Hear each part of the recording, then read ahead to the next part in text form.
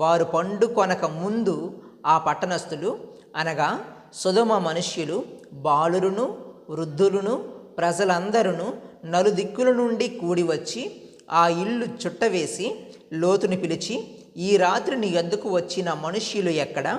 మేము వారిని కూడినట్లు మా యొద్దకు వారిని వెలుపలికి తీసుకుని రమ్మని అతనితో చెప్పగా, లోతు వెలుపల ద్వారమునొద్దనున్న వారి దగ్గరకు వెళ్ళి తన వెనుక తలుపు వేసి, అన్నలారా, ఇంత పాతకము కట్టుకొనకుడి.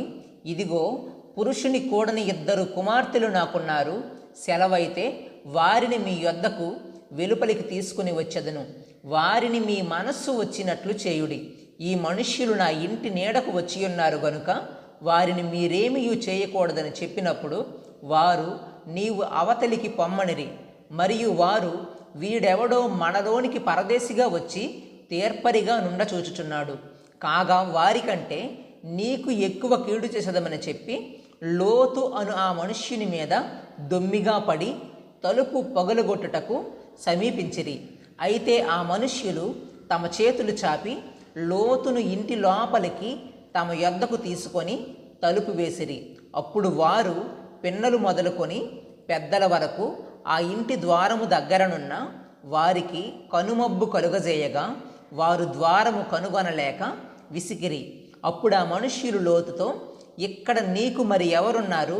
నీ అల్లుని, నీ కుమారులను, నీ కుమార్తెలను, ఈ ఊరిలో నీకు కలిగిన వారినందరినీ వెలుపలికి తీసుకొని రమ్ము.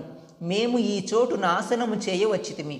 వారిని గూర్చిన మొర యెహోవా సన్నిధిలో గొప్పదాయను గనుక దాని నాశనము చేయుటకు యెహోవా మమ్మును పంపినని చెప్పగా, లోతు బయటికి వెళ్ళి తన కుమార్తెలను పెండ్లాడనయున్న తన అల్లుళ్లతో మాటలాడి, లెండి, ఈ చోటు విడిచిపెట్టి రండి.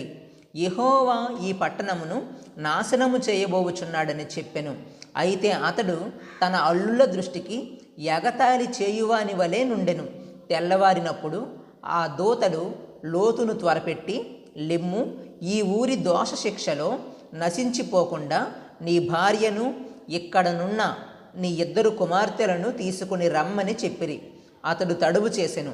అప్పుడు అతని మీద యెహోవా కనికరపడుట వలన ఆ మనుష్యులు అతని చేతిని, అతని భార్య చేతిని, అతని 2 కుమార్తెల చేతులను పట్టుకొని వెలుపలకు తీసుకొని వచ్చి ఆ ఊరి బయట నుంచిరి.